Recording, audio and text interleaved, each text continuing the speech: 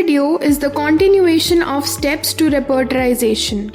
The first step of repertorization, that is case taking, has been defined in this video along with its objectives.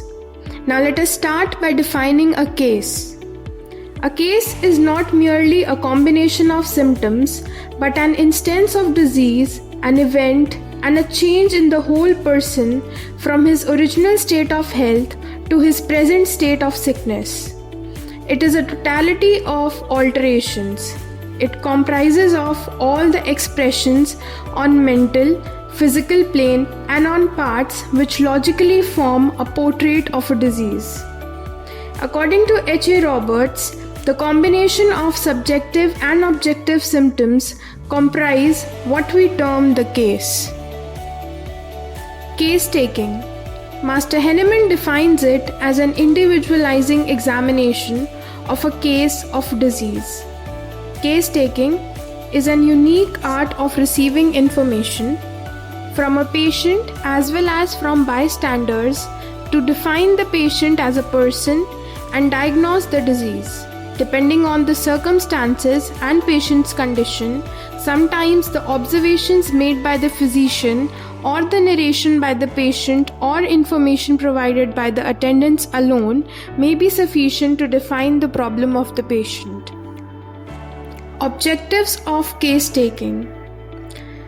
Case taking is done to understand the patient in his surrounding, that is family, work, and society. It is done to define the problem of the person. It is done to understand the disease of the individual with its common symptoms and characteristic symptoms. It is done to attempt problem resolution and effective counseling if needed. Case taking is done to manage the case, auxiliary, general, and specific. It is done to help the patient realize his problem so that he would cooperate in programming the treatment. It is done to help the patient ventilate his problem so that he is relieved of carrying an emotional load. It is also done to find out the constitutional, intercurrent, and acute totalities so that the respective remedies could be selected. Here are some quotes for the physician. The inscription on the statue of Edward Livingston exemplifies a physician: to cure sometimes, to relieve often, and to comfort always.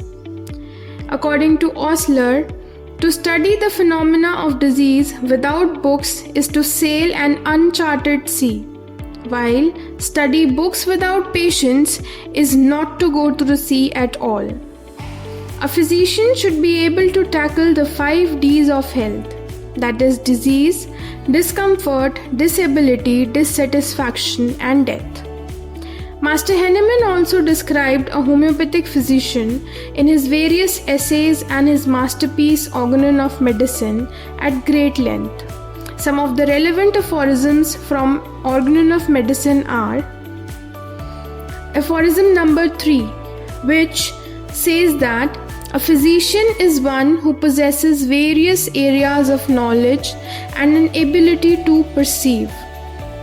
Aphorism number 3 states, if the physician clearly perceives what is to be cured in diseases, that is to say in every individual case of disease, if he clearly perceives what is curative in medicine, that is to say in each individual medicine, the knowledge of medicinal powers, if he knows how to adapt according to clearly defined principles what is curative in the medicines to what he has discovered to be undoubtedly morbid in the patient, so that the recovery must ensue, to adapt it as well in respect to the suitability of the medicine most appropriate according to its mode of action to the case before him, and as also in respect to the exact mode of preparation and quantity of it required, and the proper period for repeating the dose.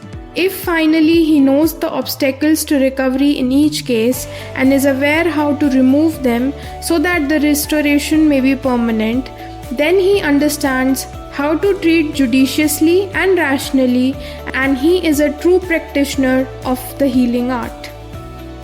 Aphorism number 4 states, he is likewise a preserver of health if he knows the things that derange health and cause disease and how to remove them from the persons in health. According to aphorism number 5, useful to the physician in assisting him to cure are the particulars of the most probable exciting cause of the acute disease and also the most significant points in the whole history of chronic disease to enable him to discover its fundamental cause, which is generally due to chronic miasm. In these investigations, the ascertainable physical constitution of the patient, his morale and intellectual character, his occupation, mode of living and habits, his social and domestic relations, his age, sexual function, etc. are to be taken into consideration. According to aphorism number 6, a physician is an unprejudiced observer and is able to perceive the portrait of a disease. Now let's read what aphorism number 6 states. It states, the unprejudiced observer, well aware of the futility of transcendental speculations, which can receive no confirmation from experience, be his powers of penetration ever so great, takes note of nothing in every individual disease except the changes in the health of the body and of the mind, which can be perceived externally by means of senses, that is to say, he notices only deviations from the former healthy state of now diseased individual, which are felt by the patient himself, remarked by those around him, and observed by the physician. All these perceptible signs represent the disease in its whole extent, that is, together they form the true and only conceivable portrait of the disease. According to aphorism number 83, a physician has a few requisites. Aphorism 83.